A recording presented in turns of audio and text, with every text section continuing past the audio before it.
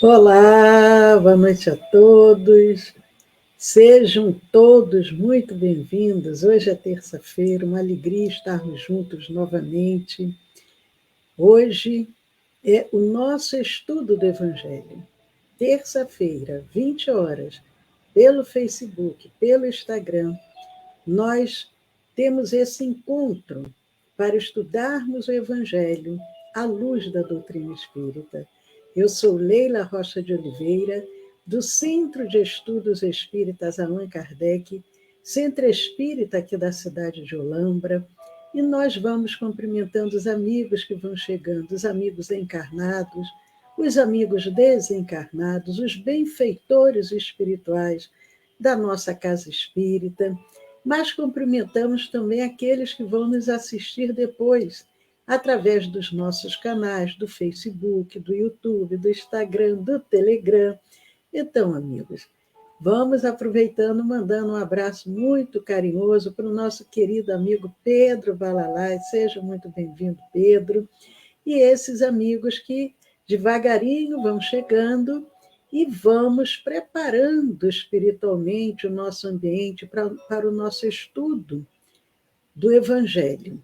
Convidamos aqueles que desejarem pegar o seu Evangelho para acompanharmos juntos, lembrando que o estudo do Evangelho, às terças-feiras, ele tem 3 objetivos: prepararmos espiritualmente os trabalhadores da nossa casa, aqueles que vão participar da reunião de tratamento e também compreendermos o Evangelho do Cristo à luz da doutrina espírita. Boa noite, Tassimara Sírio, seja bem-vinda. Arnaldo Reis, Marta Verso Rocha, boa noite. A Marta aqui conosco hoje. Amigos, a Marta dizendo, hoje estou precisando. Então, Marta, mantenha-se em sintonia, com muita fé, com muita confiança, e se prepare para a reunião que virá a seguir, que será a reunião de tratamento. Mesmo você não tendo encaminhado o nome para o tratamento, mas coloque uma garrafinha de água, mantenha-se em sintonia. A reunião de tratamento ela não é ao vivo, é de 8h30 às 9h30 da noite, o que nós orientamos. A pessoa se manter em sintonia, pode deitar, pode dormir, se sentir sono, e quando acordar, começa a tomar aquela garrafinha de água 5 vezes ao dia. Então, amigos, faltam 2 minutinhos para as 20 horas, cumprimentando a nossa querida Sueli Reis. Seja muito bem-vinda, Sueli. E nós vamos pegar aqui um livro de mensagens, aqui do livro Vinha de Luz, Emmanuel, Francisco Cândido Xavier. Nós abrimos na mensagem 128. A mensagem 128, ela tem o título Liberdade. E é uma passagem de Paulo, escrevendo a Gálatas, capítulo 5, versículo 13. Não useis, porém, da liberdade para dar ocasião à carne, mas servi-vos uns aos outros pela caridade. Vejam, amigos, a mensagem que Paulo escreve aos irmãos da igreja.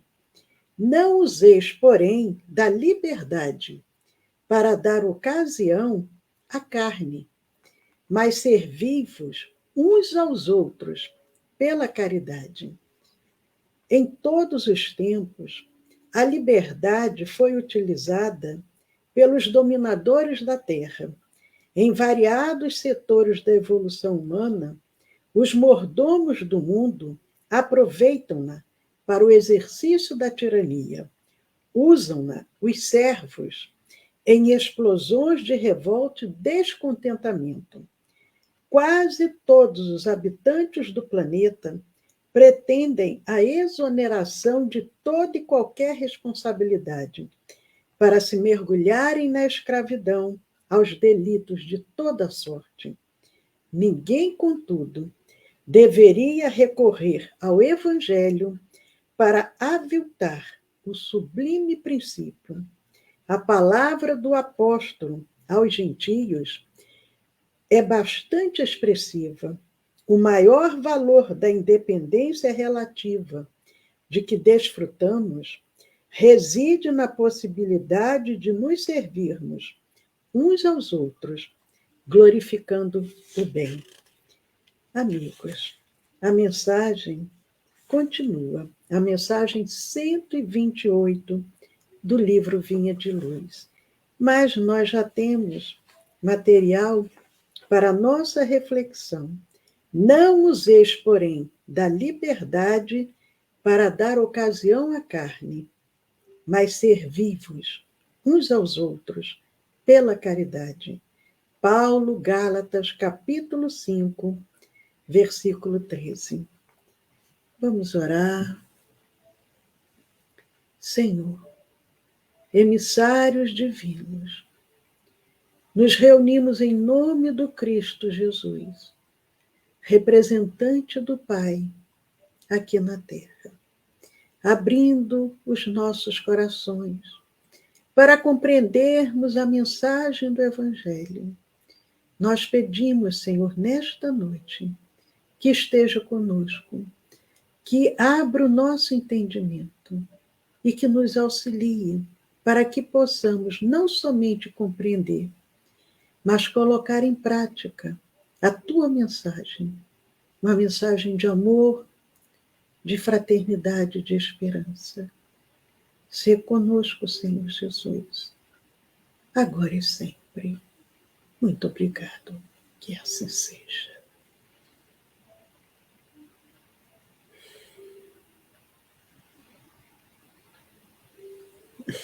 Boa noite, Eudócia, amigos queridos, amigos tão especiais, que estão sempre conosco, nas noites de domingo, segunda e terça-feira. Nós vamos dar continuidade ao nosso estudo do Evangelho. Boa noite, Anne e Eliane, seja muito bem-vinda. Boa noite, Rita, também. Nós estamos no capítulo 13 de O Evangelho segundo o Espiritismo. Não saiba a vossa mão esquerda o que dê a vossa mão direita. Nós, nas semanas anteriores, nós vimos o item 1 e o item 2 do capítulo 13. Hoje nós vamos ver o item 3. O item 3 dá continuidade ainda a essa reflexão, que é fazer o bem sem ostentação. Fazer o bem é importante, mas sem ostentar.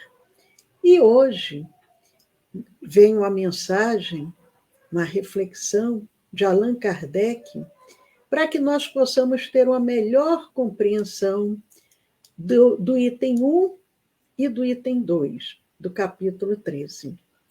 Não saiba a vossa mão esquerda o que dê a vossa mão direita. O item 1 e o item 2 foram proferidos por Jesus. E agora Kardec vai fazer esses comentários. E vejam, amigos, nós, quando começamos a ler o Evangelho segundo o Espiritismo, às vezes tem momentos que parecem, nossa, mas a mesma mensagem, de novo, falando sobre isso, poderia falar isso, talvez, numa frase. Por que tem que repetir, repetir, repetir? Porque é necessário para que isso possa ser introjetado na nossa alma, na nossa mente, no nosso coração. Seria muito fácil simplesmente só falar isso. Devemos fazer o bem sem ostentação. Devemos ajudar sem vaidade. Ponto final. Mas será que nós iríamos realmente registrar isso? Então, a mensagem do codificador Allan Kardec, uma mensagem até longa, mas justamente para que a gente possa refletir frase por frase, ponto por ponto. Mas nós vamos aproveitar cumprimentando também VEG ponto e mais alguma coisa 97. Seja muito bem-vinda, seja muito bem-vinda. Mas Kardec, então, ele comenta essa mensagem do Cristo, dizendo: e fazer o bem sem ostentação há grande mérito. Ainda mais meritório é ocultar a mão que dá. Porque nós podemos ajudar, vejam, aqui ele traz duas situações. Nós podemos fazer o bem, praticar atos que sejam de benefício para outras pessoas, sem ostentar, sem vaidade, sem aquela arrogância. Mas, às vezes, nós praticamos esse ato e as pessoas percebem. Eu não fui ostensiva, vaidosa, mas permiti que outros perceberem. E ele coloca um passo a mais. Mais meritório ainda é ocultar a mão que dá. Além de não ostentar, eu vou procurar fazer com que o bem que eu esteja praticando, ele seja realizado de tal maneira que ninguém precise saber. Nós sabemos, ontem, inclusive, na nossa reflexão de segunda-feira, palestra que nós trazemos sempre às segundas, o que nós vimos ali? A necessidade que precisamos ter como espíritos para sermos felizes, de sermos humildes, de sermos discretos, de sermos caridosos, sem precisar que ninguém perceba. E falamos sobre a riqueza ontem, e sabemos que muitas pessoas milionárias fazem o bem de uma forma oculta. Eles não precisam ostentar. E quando, às vezes, a pessoa desencarna, é que se vai saber que aquela pessoa fazia muitos atos benemerentes, mas sem precisar que ninguém soubesse. Mas Kardec continua. Constitui marca incontestável de grande superioridade moral, porquanto, para encarar as coisas de mais alto do que o faz o vulgo, mister se torna abstrair da vida presente e identificar-se com a vida futura. Então, nosso venerável orientador, codificador, Allan Kardec, diz o quê? Fazer o bem, ocultar esse bem, é uma marca incontestável, não tem que contestar com relação a isso, de ser uma grande superioridade moral. Quem age dessa maneira, ele já conseguiu subir um degrau a mais, porque ele não está interessado em ser reconhecido, ele não está interessado em fazer nenhuma propaganda com relação ao bem que ele pratica. Ele diz que isso é uma forma de encarar as coisas de mais alto do que o faz o vulgo. O que é o vulgo? O vulgo é o povo, é a maioria das pessoas, é o comum das pessoas. Em geral, a pessoa faz sem se preocupar se ele está ou não ostentando. Esse é o vulgo. Aquele que já pratica o bem com essa superioridade moral, ele vai ter o cuidado de não ostentar. Ele vai ter o cuidado, de uma forma simbólica, que a mão esquerda não saiba o que faz a direita. Mas Kardec diz o quê?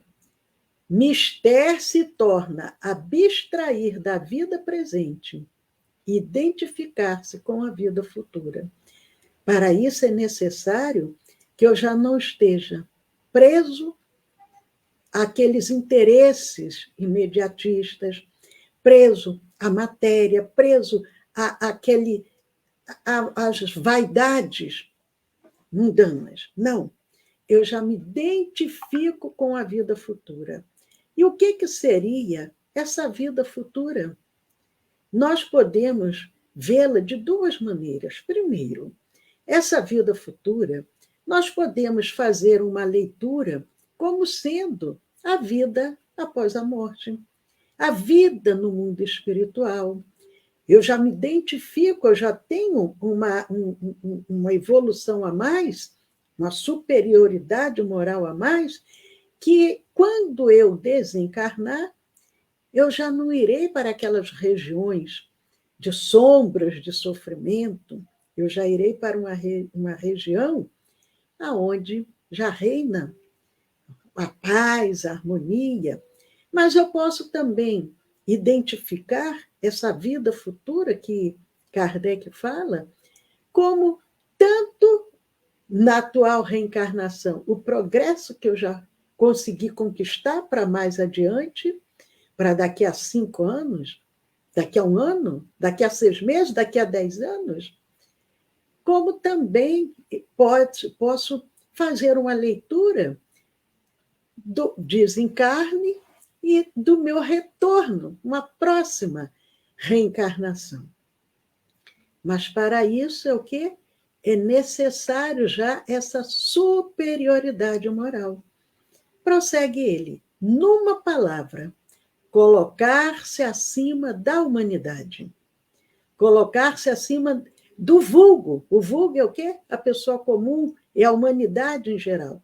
Colocar-se acima dessa humanidade para renunciar à satisfação que advém do testemunho dos homens e esperar a aprovação de Deus. Temos que ter cuidado também, porque ao praticarmos o bem, Kardec aqui ele não está colocando que eu vou fazer o bem visando que Deus vai me aprovar. Eu vou fazer uma troca, que uma barganha. Não, não é isso. Ele coloca que essa satisfação de fazer o bem, de auxiliar o outro, se eu já consegui dominar a minha vaidade, o meu orgulho, não faço questão desse reconhecimento, o reconhecimento já não vai ser mais dos homens, mas vai ser o quê? A aprovação de Deus. E com isso, quanto mais eu agir no bem, mais eu me aproximo do Pai, porque nós nos afastamos da divindade. Então é necessário fazermos esse caminho de retorno. E é isso que Kardec nos coloca. Ele coloca dizendo que aquele que prefere ao de Deus, ao invés de eu preferir a Deus, aquele que prefere ao de Deus o sufrágio. O que é sufrágio? O voto, a escolha dos homens, prova que mais fé deposita nestes do que na divindade, e que mais valor dá à vida presente do que à futura. Nós também comentamos com relação a isso ontem, na nossa preleção, felizes os pobres de espírito, foi o tema da noite. Ainda fizemos uma provocação. Será? Felizes os pobres de espírito? Porque o que é o pobre de espírito? É o humilde, é o que se coloca diante de Deus e diz: Senhor, seja feita a tua vontade. É aquele que tem confiança plena no Pai, como uma criancinha pequena que tem aquela confiança no Pai. O Pai abre os braços e ele pula na direção do Pai, que ele sabe que o Pai vai segurar. Agora, aquele que prefere o reconhecimento dos homens e deixa de lado o reconhecimento de Deus, ele dá mais valor à vida presente do que à vida futura. Se diz o contrário, procede como se não cresse no que diz. Porque também tem isso. Nós, às vezes, falamos: eu tenho fé, eu creio em Deus, eu sou espírita, eu tenho certeza plena que existe a reencarnação, que existe a vida continua, o mundo espiritual se comunica com o mundo material, mas, às vezes, no nosso dia a dia, é isso que Kardec diz, no nosso dia a dia, a gente procede como se nós não crêssemos naquilo que a gente diz que crê. Quantos há que só dão na esperança de que o que recebe irá bradar por toda parte o benefício recebido? Já é um passo, já é um passo. O próprio Chico Xavier, uma vez, quando alguém veio comentar algo sobre isso, ele disse: meu irmão, já é um passo que a pessoa está dando. Em outras palavras, mas é melhor a pessoa fazer algo do que não fazer nada, do que ser indiferente à dor alheia, a ser aquele que não quer nem saber o que acontece ao seu lado. Então, de uma certa maneira, aquele que faz ainda visando essa ostentação, com essa esperança de que o outro perceba que ele já pratica o bem, já é um caminho, mas não é o caminho ideal, porque nós, como espíritos imortais, num corpo de carne, no planeta Terra, ainda precisamos burilar muito as nossas imperfeições. Quantos os que de público dão grandes somas e que, entretanto, as ocultas não dariam uma só moeda? Isso acontece, porque ele está percebendo que ali os outros vão ver: nossa, olha como é generoso. Mas se fosse numa situação que ninguém estivesse presenciando, ele não ajudaria, simplesmente iria embora. Foi por isso, diz Allan Kardec, que Jesus declarou: os que fazem o bem ostentosamente já receberam sua recompensa. Com efeito, aquele que procura a sua própria glorificação na terra, pelo bem que pratica, já se pagou a si mesmo. Deus nada mais lhe deve. Só lhe resta receber a punição do seu orgulho. Amigos, irmãos e irmãs queridas, vejam, é o que eu disse, já é um caminho. Mas aquele que chega a uma casa espírita faz questão de mostrar os mantimentos que ele está levando para auxiliar. Nós, em geral, uma grande maioria, já transitamos por outros credos religiosos. Nesses outros credos, passava-se uma cestinha de doações Entre os próprios judeus, eles tinham lá o gasofilácio, aonde eles jogavam as moedas, mas essa ostentação não vai fazer com que Deus sinta-se feliz. Não. É o que coloca aqui. Só lhe resta receber a punição do seu orgulho. Não saber a mão esquerda o que dá à direita é uma imagem que caracteriza admiravelmente a beneficência modesta. É um símbolo que Jesus se utiliza para falar com aqueles homens simples. Ele poderia simplesmente dizer: quando vocês quiserem praticar o bem, fazer algo de bom, a caridade, vocês façam de forma tão discreta que ninguém perceba. Mas ele estava, de uma certa maneira, falando com crianças espirituais. Então, fixa muito mais essa imagem de falar, não saber a mão esquerda o que dá à direita. E aquilo ficou muito mais registrado naquele povo. Mesmo hoje, nós visualizamos essa imagem.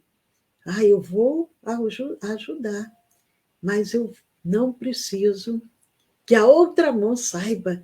Então, eu vou dar com uma mão e a outra vai até ficar quietinha para não se manifestar.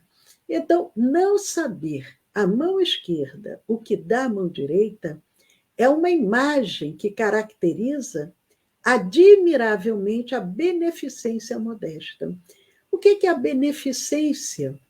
É a prática ou virtude de fazer o bem. É uma prática de fazer o bem ou já é uma virtude.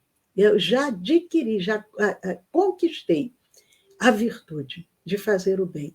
Ou eu estou praticando, eu estou aprendendo a fazer o bem.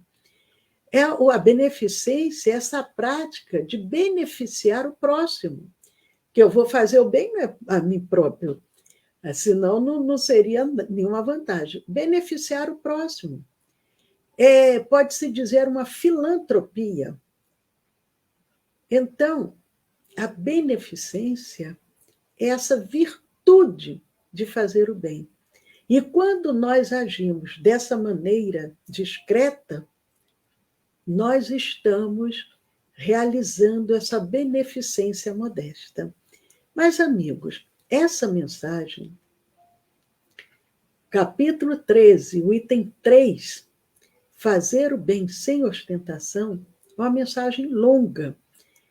E para que nós possamos refletir e introjetá-la nas nossas vidas, a semana que vem eu vou dar continuidade a essa mensagem para que a gente possa fixar realmente esse conceito. Então, nós vamos encerrar com essa fala ainda do nosso codificador, quando ele diz dessa beneficência modesta, ele diz, mas se há a modéstia real, se existe a modéstia real, também há a falsa modéstia, o simulacro da modéstia. O que é o simulacro? Simulacro é a representação, é a imitação, é o falso aspecto, é uma aparência enganosa. Então, Allan Kardec coloca que existe aquela modéstia simples, humilde, discreta, que é uma modéstia real, verdadeira, mas também tem a falsa modéstia, que é aquela imitação da modéstia, mas que, na realidade, o interesse, o desejo daquele que está agindo dessa maneira é que todos percebam a sua forma de atuar. Então, amigos, nós estamos caminhando para as 20h30, que é quando nós vamos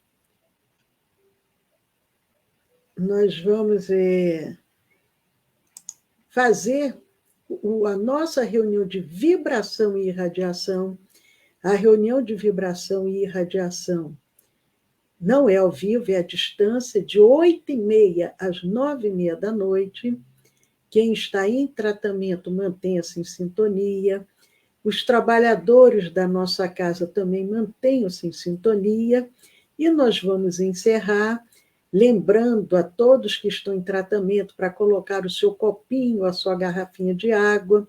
Mesmo aqueles que não estão em tratamento, mas se desejar colocar um copinho ou uma garrafinha de água depois de 8h30 da noite, podem começar a fazer uso dessa água. Essa água, ela deve ser utilizada 5 vezes ao dia, em jejum, as refeições e antes de dormir, sempre em prece, sempre mentalizando o que a pessoa está precisando. Não tomar de forma automática, mas tomar de maneira que ela vá absorvendo, vá envolvendo todas as células, todos os órgãos, dando o reequilíbrio físico, o reequilíbrio mental, emocional e espiritual. Porque essa água, ela tem um benefício muito grande. Quem faz uso da água com essa fé, com essa atitude positiva, ela complementa o tratamento que é realizado de 8h30 às 9h30 da noite.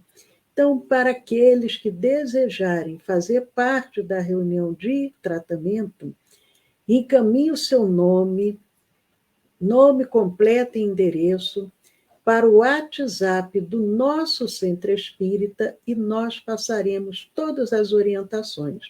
Então, anotem aí o número do nosso WhatsApp. Nós estamos hoje, eu até anotei para não esquecer, nós estamos hoje na live 987. 987. Então, faltam 13 lives para nós atingirmos as 1000 lives postadas no nosso canal do YouTube. Então, entrem lá no nosso canal do YouTube, Centro de Estudos Espíritas Allan Kardec, aqui de Olambra, porque tem outros centros de estudos espíritas Allan Kardec no YouTube, o nosso é de Olambra. Se inscrevam, compartilhem, façam comentários, vamos semear a luz. E estamos chegando às 1000 lives. Nosso canal do Telegram é o SEAC 2012. Mas anotem o número do nosso WhatsApp. O DDD é o 19, DDD 19, e o celular 99 341 6316. 1999 341 6316. A Inês Luchese colocou: parabéns, 13 lives para 1000. Então, vamos aí, eu peço a vocês, vamos fazer a contagem regressiva para atingirmos as 1000 lives em breve. Boa noite, Vera Lúcia Soares. Então, amigos, 1 minutinho, vamos encerrando para que a gente possa iniciar a nossa reunião de vibração. Saúde e paz a todos.